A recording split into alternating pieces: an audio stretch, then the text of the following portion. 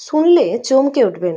রাহুলের মৃত্যুর ঘটনায় এবার সামনে এলো এমন কিছু তথ্য যা পুরো বিষয়টাকে নতুন মোড়ে নিয়ে গেছে। প্রথমে অনেকে ভেবেছিলেন এটা একটা সাধারণ ঘটনা, কিন্তু তদন্ত যত এগোচ্ছে ততই বেড়ে গিয়ে আসছে একের পর এক চাঞ্চল্যকর তথ্য।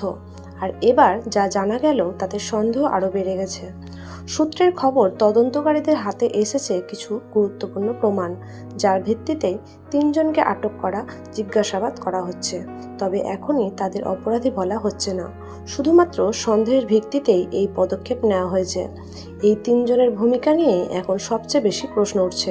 তারা কি শুধুই ঘটনাস্থলের সঙ্গে যুক্ত, নাকি এর পেছনে রয়েছে আর বড় কোনো রহস্য?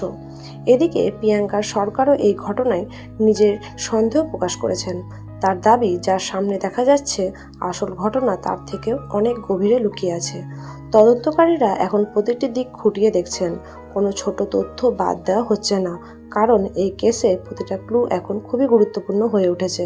সোশ্যাল মিডিয়ায় ইতিমধ্যে শুরু হয়েছে তুমুল আলোচনা।